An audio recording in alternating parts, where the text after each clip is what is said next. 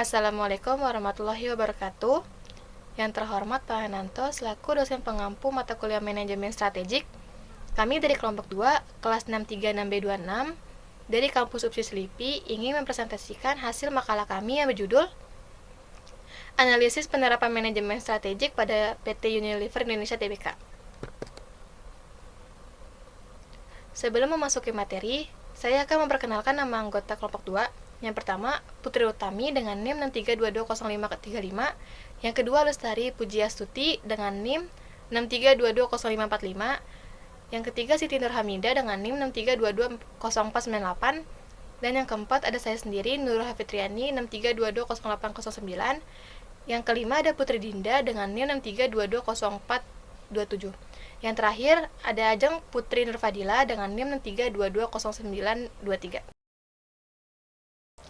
Yang pertama yaitu ada pengertian manajemen strategik. Manajemen strategik adalah proses sistematis dalam merumuskan, mengimplementasikan, dan mengevaluasi keputusan yang memungkinkan organisasi mencapai tujuannya. Menurut Whelan dan Hanger, manajemen strategik mencakup 3 tahapan utama. Yang pertama yaitu ada perumusan strategi, yaitu melibatkan analisis lingkungan eksternal dan internal untuk merancang strategik yang sesuai. Yang kedua yaitu ada implementasi strategi, yaitu mengalokasikan sumber daya dan mengatur struktur organisasi untuk melaksanakan strategi yang telah dirumuskan. Yang terakhir yaitu ada evaluasi strategi, yaitu menilai kinerja dan membuat penyesuaian terhadap strategi berdasarkan hasil yang diperoleh. Profil perusahaan PT Unilever Indonesia Tbk merupakan bagian dari Unilever Group yang didirikan pada tahun 1933. Perusahaan ini bergerak di bidang Fast Moving Consumer Goods atau FMCG.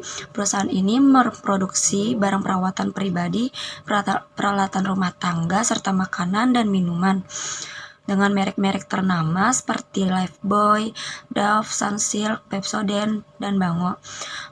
Mempunyai jaringan distribusi yang luas, PT Unilever Indonesia juga menjadi salah satu pemimpin pasar FMCG di Indonesia. Rumusan strategi PT Unilever Indonesia Tbk. Strategi dirancang berdasarkan kerangka global Unilever dan disesuaikan dengan pasar lokal Indonesia. Analisis eksternal menggunakan PESTEL dan analisis internal melalui penilaian kapabilitas serta SWOT.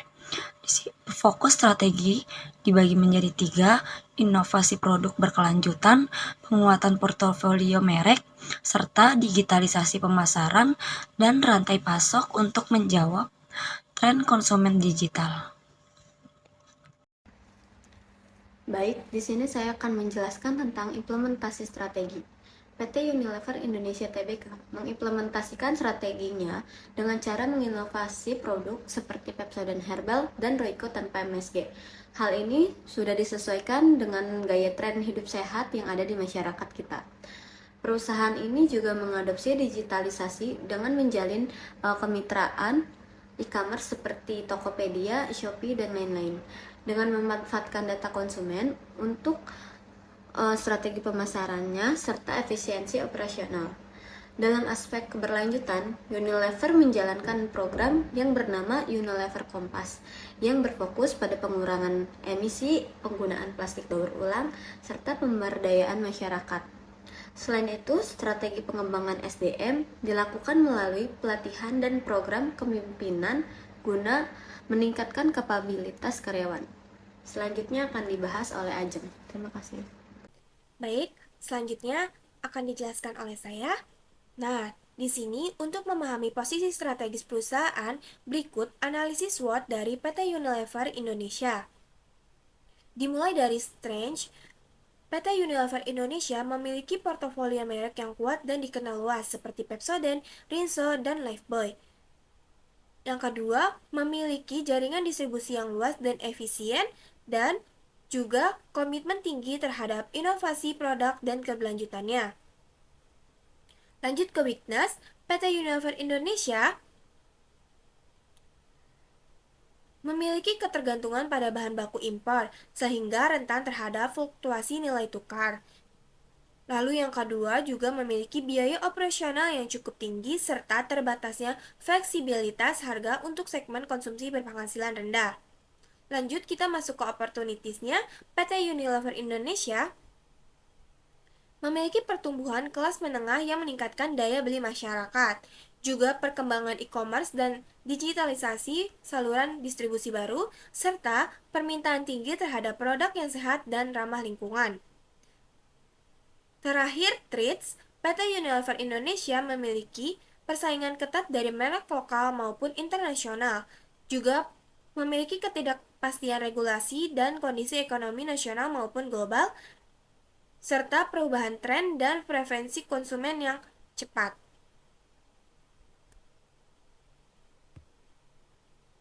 Lalu masuk ke evaluasi strategi.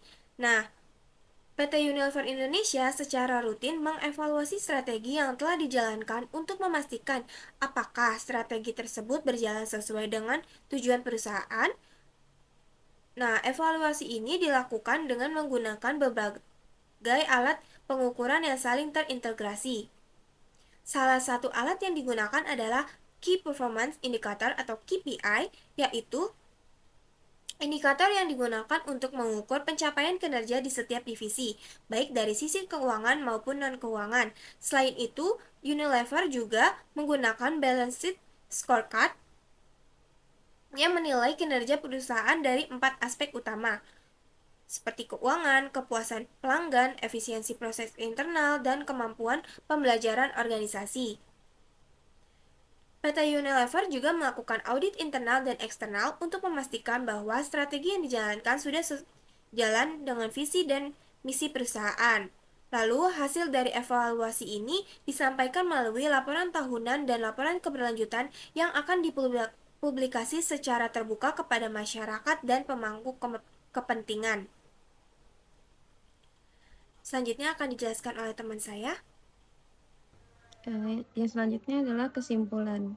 PT Unilever Indonesia Tbk berhasil menerapkan manajemen strategik secara efektif melalui perumusan, implementasi, dan evaluasi yang terstruktur. Strategi disusun berdasarkan analisis PESTEL dan SWOT, lalu diwujudkan dalam inovasi produk, digitalisasi, dan komitmen keberlanjutan. Implementasi dilakukan lewat kolaborasi digital, peluncuran produk yang menggunakan tren, dan program Unilever Kompas. Evaluasi dilakukan secara berkala menggunakan KPI, balance scorecard, serta audit internal dan eksternal. Ya, selanjutnya yaitu ada saran agar kinerja strategis PT Unilever Indonesia Tbk semakin optimal. Penulis memberikan beberapa saran. Yang pertama yaitu mengurangi ketergantungan pada bahan baku impor dengan memperkuat pemasok lokal. Di sini yaitu ketergantungan pada bahan baku impor bisa menyebabkan risiko tinggi, terutama saat terjadi fluktuasi nilai tukar atau gangguan rantai pasok global.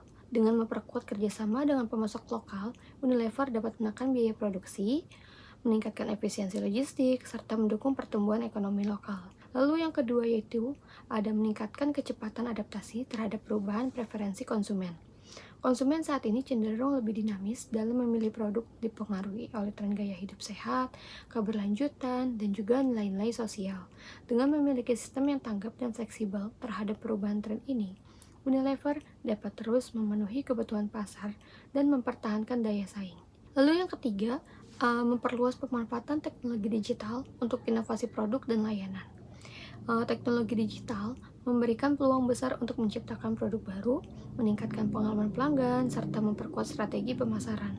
Misalnya penggunaan AI untuk memahami perilaku konsumen atau aplikasi berbasis digital untuk meningkatkan layanan pelanggan. Yang terakhir itu menyampaikan laporan keberlanjutan secara lebih transparan untuk meningkatkan kepercayaan publik dan juga pemangku kepentingan. Nah, di tengah meningkatnya kesadaran publik terhadap isu lingkungan dan juga sosial, transparansi dalam menyampaikan kinerja keberlanjutan menjadi kunci untuk membangun reputasi yang baik. Dengan menyusun laporan keberlanjutan yang jelas, ini akan meningkatkan kepercayaan dari investor, konsumen, dan juga mitra bisnis. Sekian presentasi dari kelompok kami. Kurang lebihnya mohon maaf. Assalamualaikum warahmatullahi wabarakatuh.